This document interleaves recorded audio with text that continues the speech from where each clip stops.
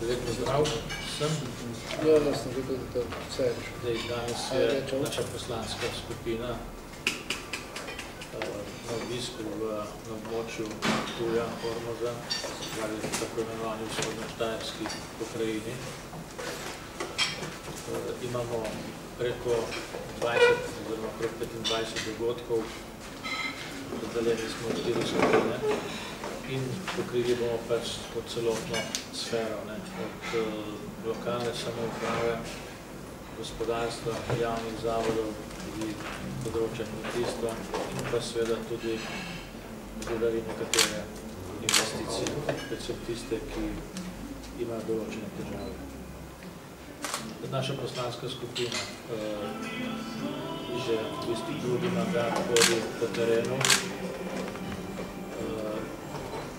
Šli smo v prejšnjem mandatu, ko smo bili največja vladna stranka in smo bili največja stranka koalicije, pa seveda sedaj v tem mandatu gremo drugič, ko smo tudi največja stranka v opoziciji.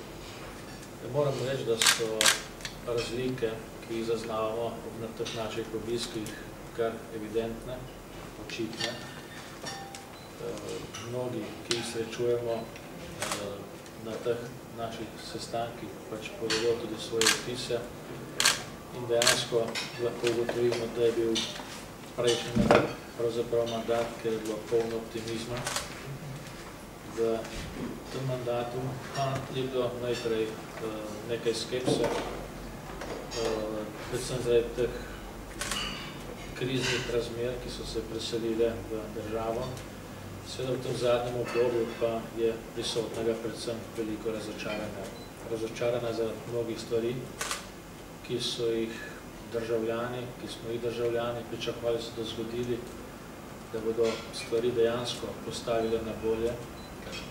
Govorili so, da je to državo možno voditi bolje, pa zadeve stagnirajo, oziroma, kar je še hujše, tudi propadajo in na marsikaterem področju zaostajamo.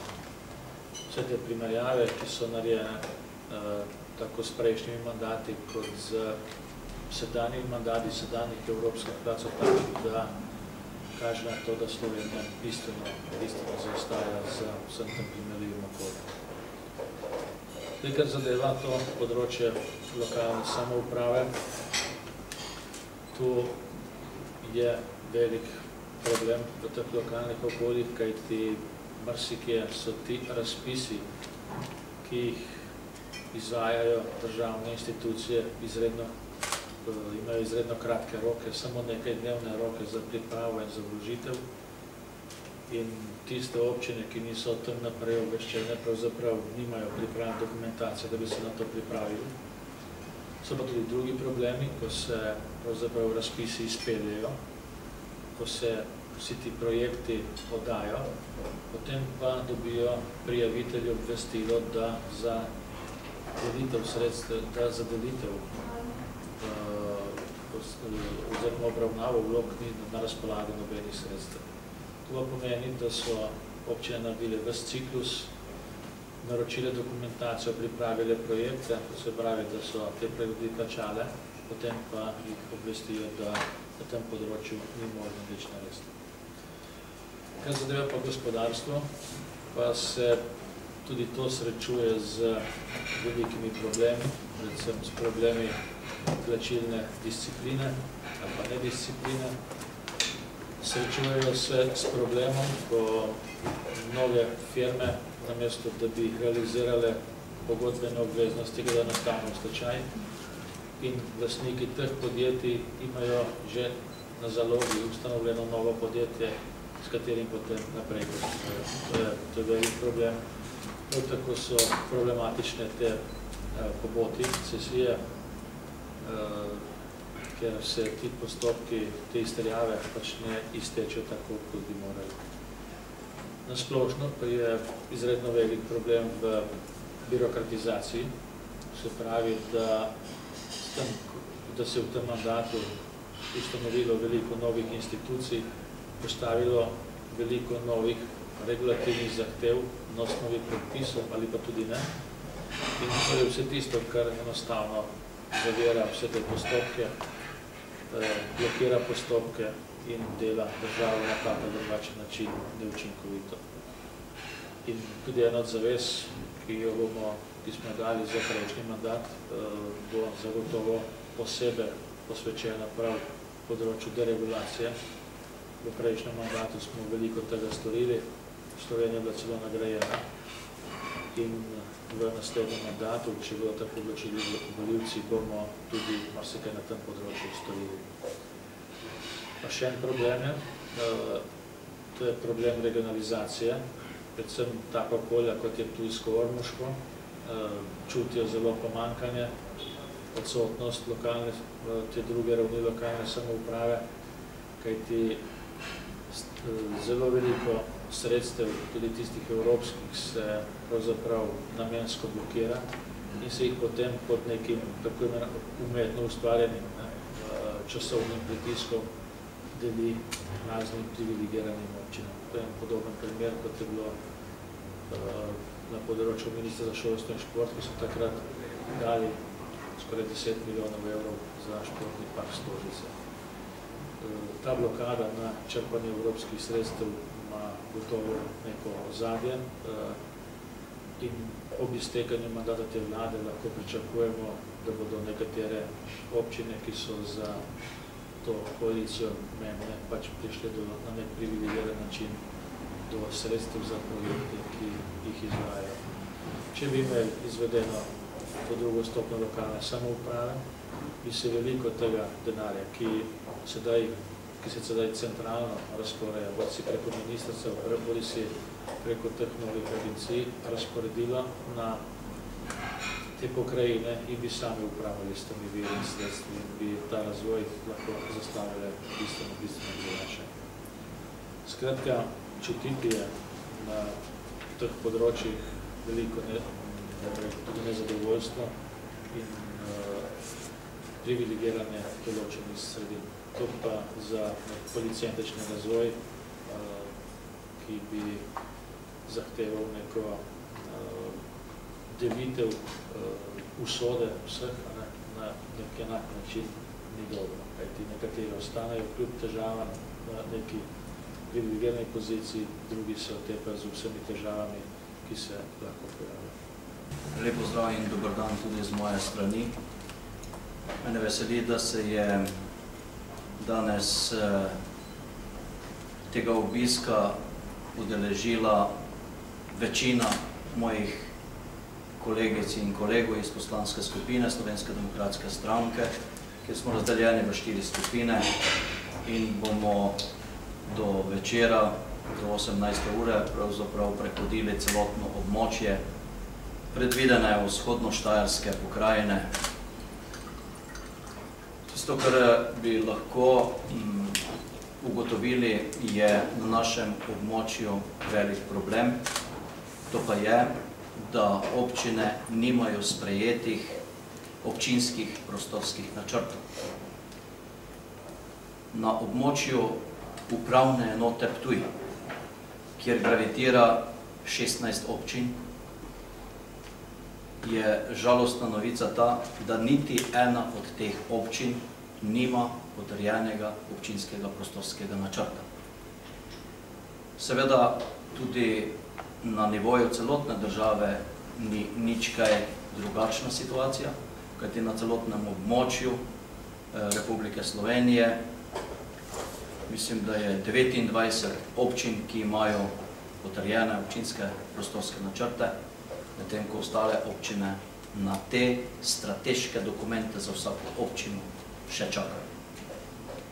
Na to temo smo v tem smislu postavili tudi ustrezne mehanizme za pojasnilo strani posameznih ministrstev, dobili odgovore, s katerimi smo seveda zgolj bili obveščeni in danes ugotavljamo, da se stanje na tem področju ni spremenilo. To pa pomeni za vsako občino tudi zastoj v smislu strateškega in splošnega razvoja. Če občina nima tega dokumenta, pomeni, da niso izpolnjeni pogoji za investicije za predvideno gradnjo, nekaj je območij, na katerih so predvidene tako imenovane obrtne cone, čakajo potencialni investitorji, so izgubili upanje, odšli drugam, recimo v sosedno Avstrijo, kjer je to bistveno bolje urejeno. No, če pa hočemo tudi na tem območju enakomeren, skladen razvoj, je pa osnovni pogoj, osnovna infrastruktura. Žal, lahko to sago o hitri cesti med Ptujem in Ormožem poslušamo že kar nekaj let. In če je bilo na začetku letošnjega leta slutiti, da se bo pri gradnji hitre ceste Ormož-Ptuj začelo premikati, se je premikalo zgolj in samo v toliko, da je Dars podpisal pogodbo z gradbincem Primorje, ki je postavil transparente, nekaj kontejnerjev z njihovim napisom in s tem so bile pogodbene obveznosti zaključene. Stanje na terenu je katastrofalno, kajti nekatera gradbena dela so bila začeta in so bila kasneje prekinjena, vse skupaj pa je seveda zaraslo grmičevje in trava. Nič kaj boljša situacija se ne kaže na zaključku izgradnje avtocest v Republiki Sloveniji, kjer je v dodatnem programu, pri avtocestnem programu bilo načrtovano, da bi se nekatere aktivnosti morale že dogajati na nadaljevanju in zaključku izgradnje pirnske avtoceste. V našem mandatu smo začeli in tudi zaključili gradnjo te ceste od Slivnice do Dražencev. V Dražencih je bilo zaključeno. Kljub temu, da bi Ministrstvo za promet moralo zagotoviti sredstva za nadaljne aktivnosti, kar pomeni za izdelavo dokumentacije in za odkup zemljišč, tega denarja ministrstvo nima. Tudi ne stečejo dogovori med Ministrstvom za promet in Darsem, kjer bi se lahko našle rešitve, če bi bila volja, ker pravijo, kjer je volja, je tudi pot. Očitno te volje ni ali na Ministrstvu za promet ali na Darsu. Skratka, tudi tukaj so se za nas, za naše območje, ta pomemben projekt upočasnil. Nekatere aktivnosti se prestavljajo v kasnejše datume, tako da ni pričakovati nekih konkretnih gradbenih posegov v same aktivnosti za nadaljevanje in zaključek avtoceste od Dražencev do Gruškovja. No, lahko spremljamo tudi pri obravnavi rebalansa proračuna 2011, da se znižujejo sredstva na področju Ministrstva za promet za 130 milijonov evrov, kar pomeni, da se 100 milijonov sredstev jemlje na področju investicij v javno železniško infrastrukturo. Nekateri projekti, ki so prav na našem območju vezani na ta sredstva, so tu notri. In konkretno za progo Pragersko-Ormož-Hodoš se bodo nekatere aktivnosti, ki so že začete, upočasnile, nekatere so se že, naslednje lahko pričakujemo. Tudi drugi paket oziroma druga faza posodobitve železniške proge je seveda zaradi izgube 100 milijonov evrov več kot očitno, da se bodo nekatere predvidene aktivnosti bistveno upočasnile. Tisto, kar je pa zaskrbljujoče, pa je izguba predvidenih kohezijskih sredstev. Na področju izgradnje državnih cest se jemlje dodatnih 30 milijonov, kar pomeni, da tudi na državnih cestah, ki jih imamo na našem območju, v izredno slabem stanju. Nekaj teh odsekov je zelo nevarnih in seveda se zagotavljanje varnosti na teh državnih cestih ne da regulirati zgolj z prometnimi znaki, ampak je potrebno v to telo ceste spraviti in začeti neke gradbene posege in seveda s tem izboljšati stanje vsem udeležencem v cestnem prometu. Skratka, tudi na tem področju nič kaj rožnata situacija in po dosedaj zbranih mnenjih z nekaterimi predstavniki javnega in zasebnega sektorja je čutiti, da so ljudje, predvsem tisti, ki so najbolj odgovorni za izvedbo nekaterih projektov na lokalnem nivoju, zaskrbljeni, zaradi tega, ker vidijo, da se stvari, namesto da bi se pospeševale, se dogaja ravno obratno. In seveda bomo priča nadaljevanju takega stanja pač temu, da se bodo resnično nekatere investicije upočasnile ali celo ustavile. Na našem območju jih je že nekaj in bati se je, da se bo ta trend nadaljeval. Skratka, želimo si, da bi skozi te obiske povedali tudi, da v Slovenski demokratski stranki imamo alternativni program za izboljšanje stanja na vseh področjih. In je res in ne drži, da nimamo politične alternative v Sloveniji. Jo imamo, zato smo med ljudmi, pa ne zaradi tega, ker smo zdaj v opoziciji in imamo več časa. To smo počenjali prej, ko smo bili največja vladna stranka in počenjamo tudi zdaj. Nadaljujemo s temi obiski, ker smo ugotovili, da so to pozitivne zadeve.